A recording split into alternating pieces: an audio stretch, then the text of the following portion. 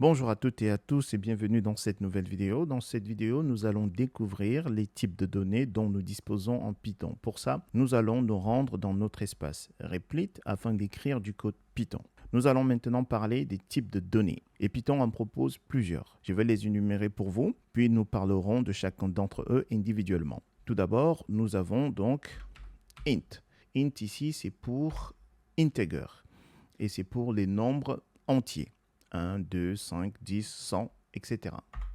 Ensuite, nous avons également les strings, str. Ce sont en fait tout ce qui est lettres A, B, C, D, etc., etc. Et après, nous avons les floats. Donc, c'est des lettres, non, pardon, pas des lettres, mais des chiffres décimales. Par exemple, 3.14, je ne sais pas moi, 2.1, par exemple. Ensuite, on a les booles pour booléen, donc vrai, faux, par exemple. Ensuite, on a les listes. Ensuite, on a les sets. Ensuite, on a les tuples. Ensuite, on a les dictionnaires pour dict. Voilà nos types de données. Un type de données est une valeur en Python. Vous pouvez donc considérer qu'il s'agit exactement de cela, de valeur.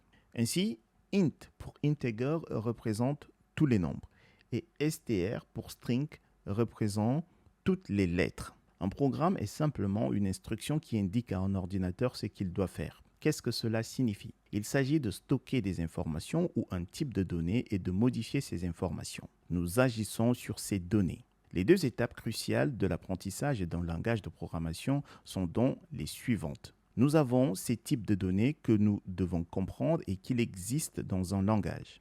Ensuite, nous devons apprendre à manipuler les données, à les créer, à les stocker, à les lire, à les modifier et à les supprimer de la machine.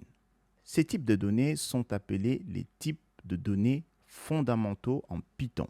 Donc, ici, en fait, ce sont les types de données fondamentaux. Voilà. Ces types de données sont appelés les types de données fondamentaux en Python. Ils sont au cœur du langage. Après les types de données fondamentaux, nous avons également ce que l'on appelle les classes. Les classes nous permettent de créer nos propres types de données. Il s'agit donc des types personnalisés. Encore une fois, c'est quelque chose que nous apprendrons à connaître. Je peux donc créer une classe et je peux nommer cette classe comme je le souhaite. Par exemple, je vais écrire ici donc classe et je peux appeler ma classe par exemple la classe voiture par exemple. Donc ça c'est un type de données personnalisé. Ce qu'il faut retenir c'est que voiture ici, le type de données voiture ici n'existe pas dans Python. Par le biais d'une classe, je peux créer un type de données qui s'appelle voiture. Nous verrons comment faire dans cette formation pour créer nos propres types de données personnalisés.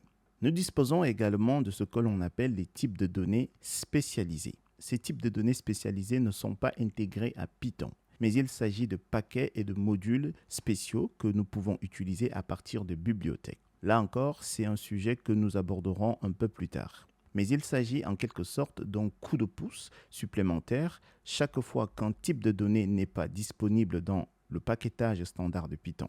Et peut-être que nous ne voulons pas créer nos propres types personnalisés. Il existe des types de données spécialisés que nous pouvons utiliser à partir de ce que l'on appelle des modules. Il s'agit donc d'extensions que nous pouvons ajouter au langage, ce dont nous parlerons plus tard dans cette formation. Enfin, il y a un autre type un peu spécial appelé none.